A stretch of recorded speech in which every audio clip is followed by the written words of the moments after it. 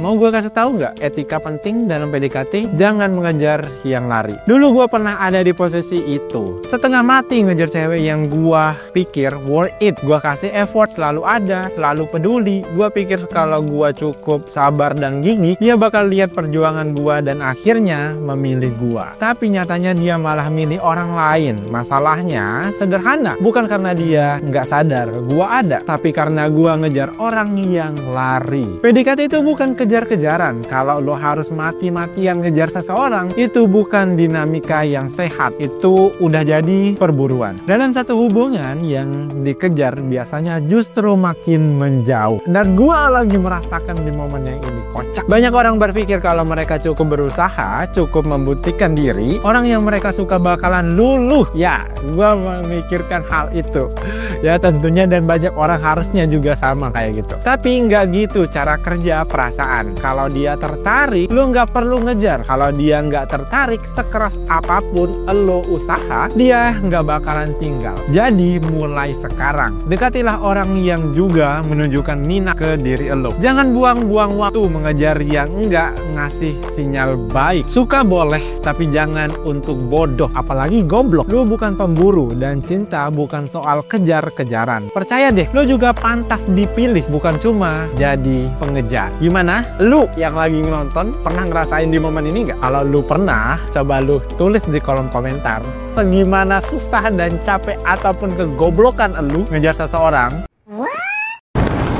Pahami insecurity laki-laki, mapan dulu baru jatuh cinta. Kenapa laki-laki merasa gagal membahagiakan pasangan jika tidak bisa memberi secara finansial? Rasa insecurity pada laki-laki seringkali dipicu oleh ketidakmampuan finansial. Bagaimana perasaan ini memengaruhi hubungan? Tekanan sosial pada maskulinitas. Budaya mengajarkan bahwa laki-laki harus menjadi penyedia utama. Tekanan ini bisa mengarah pada pasangan gagal dan rendah diri jika merasa tidak bisa memenuhi ekspektasi finansial. Laki-laki itu harus kuat dan bisa memberi. Namun, apa yang terjadi jika mereka belum bisa melakukannya? Insecurity dan rasa tidak cukup. Ketidakmampuan finansial dapat menumbuhkan insecurity yang mengarah pada merasa tidak cukup, rasa takut bahwa pasangan mereka tidak akan puas dengan apa yang bisa diberikan. Kecemasan berlebih, kecemasan bahwa pasangan akan merasa kecewa ataupun bahkan meninggalkan mereka. Mekanisme penarikan diri. Laki-laki yang merasa tidak cukup sering memilih untuk mundur dari hubungan. Ini adalah bentuk dari pengorbanan diri untuk melindungi pasangan dari kekecewaan. Meskipun ini sebenarnya berat dan merugikan mereka sendiri. Ini benar banget sih, kita tuh yang jadi cowok sering banget merasa minder ketika kita terpentok sama yang namanya finansial. Segimanapun suka, sayang, cinta sama seseorang, kalau udah ketemu sama finansial kita yang masih belum bisa sekiranya bakalan membahagiakan pasangan, itu bakalan kita mikir 1, 2, 3, 4 kali lagi. Kenapa laki-laki lebih memilih untuk menjauh daripada memperjuangkan bareng-bareng? Di satu sisi pun perempuannya tidak keberatan dengan keadaan finansial laki-laki. Oke. Ingat banget dulu beli map coklat di fotokopi yang sama. Saking sering beli, akhirnya dikasih gratis, tapi dikasih syarat, kabarin kalau udah diterima kerja. Ingat banget dulu beli map coklat di fotokopi yang sama. Saking sering beli, akhirnya dikasih gratis, tapi dikasih syarat, kabarin kalau udah diterima kerja. Gila. Ini perjuangan banget buat kita, buat teman-teman semua yang berjuang buat menghasilkan duit. Sesusah ini ternyata nyari duit. Dulu kita saat masih kecil bermimpi kayak sekolah yang rajin, lulus dengan nilai yang memuaskan, lamar kerja, dapat pekerjaan yang kita impikan, dapat gaji yang kita harapkan, nikah, punya anak, keluarga yang sakinah, mawaddah, warohmah, dan bahagia selalu. Ternyata nggak semudah itu. Pada saat di momen kita lulus kuliah dan momen untuk map coklat, ternyata susah banget.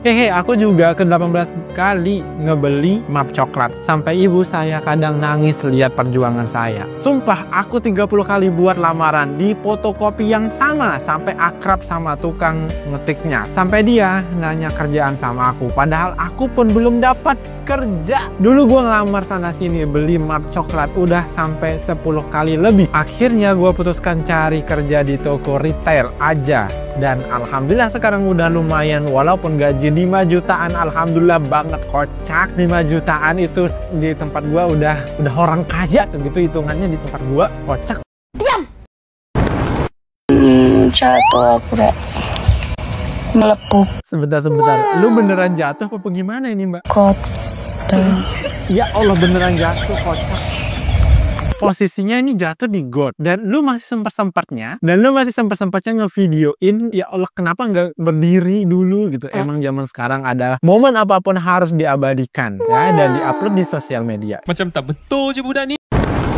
Wisuda, kerja, dilamar nikah. Oke, udah tingkat manakah mbak-mbak ini? Wisuda udah, kerja juga udah. Oh, ini mbak-mbaknya tuh mbak-mbak nakes, kebidanan, ya kan? Ini kenapa loading mulu ya dari tadi ini ya? Slide ke-4 dan ke-5 kenapa loading mulu ya? Gua kira wifi gua yang error. Lah iya, gua juga kira sinyal gua yang bermasalah. Emang kenapa? Wisuda, kerja, nge-lag bejih. Gua kira ini sinyal gua yang bermasalah tadi. Ternyata ini foto yang lagi loading itu. Kalian lanjut scroll aja. Gua udah 1 harian di sini masih penasaran. Nah ini nih. Udah banyak korban ini. Tombok kita. Ya, rame kan? Jam beleleng kau. Serah aku. Tombok lah, dapat duit aku.